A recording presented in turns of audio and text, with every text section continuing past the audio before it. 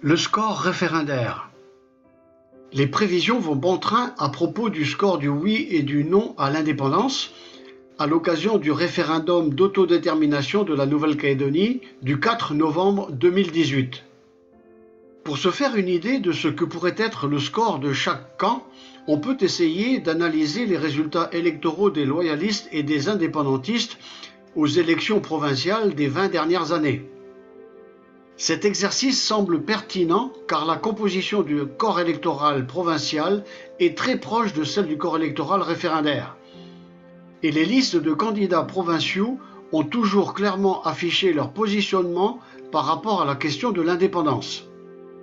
Au cours des 20 dernières années, les résultats sur l'ensemble de la Nouvelle-Calédonie des 4 élections provinciales successives ont été les suivants.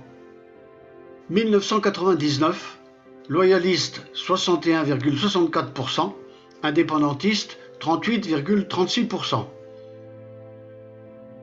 2004, loyalistes 60,04%, indépendantistes 39,96%. 2009, loyalistes 61,78%, indépendantistes 38,22%.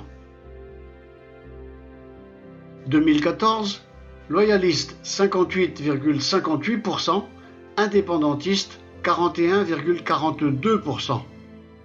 On constate donc une répartition quasi figée de l'électorat calédonien en 60% pour le maintien dans la République et 40% pour l'indépendance. Le très léger fléchissement du vote loyaliste en 2014 étant dû à la division fratricide des appareils politiques du camp loyaliste. Cela donne une première idée de ce que pourrait être le résultat du référendum, ce qui fait dire à beaucoup que les indépendantistes ont déjà perdu le prochain référendum. Les premiers sondages semblaient d'ailleurs confirmer cette répartition en 60-40 du corps électoral, et les plus récents semblent même prévoir une totale déroute indépendantiste. Gardons-nous cependant de considérer que ce résultat est acquis parce que certains sondages semblent l'indiquer. Les sondages ne sont que la photographie instantanée d'une opinion, laquelle peut changer à tout moment en fonction des circonstances. Si on est indépendantiste, on voudra tout faire d'ici le jour du référendum pour inverser cette tendance.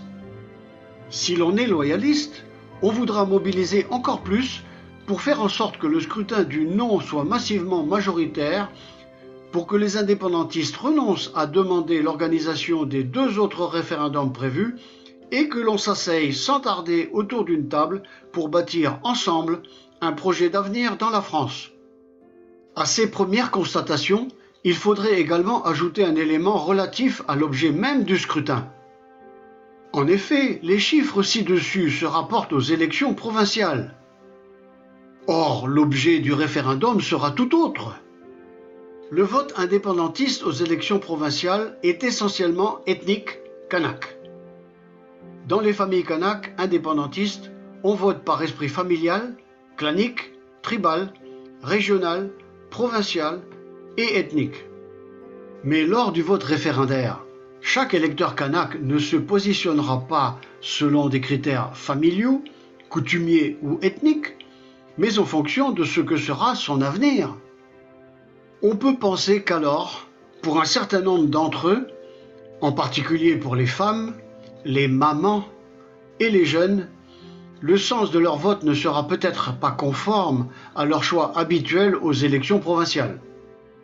Enfin, même si l'audience du Parti travailliste est relativement faible, son score aux dernières élections n'a été que de 3 659 suffrages, soit 3,5% des votants, son mot d'ordre de boycott du référendum, partagé par le syndicat indépendantiste USTKE, risque de priver le vote pour le oui à l'indépendance d'un certain nombre de voix.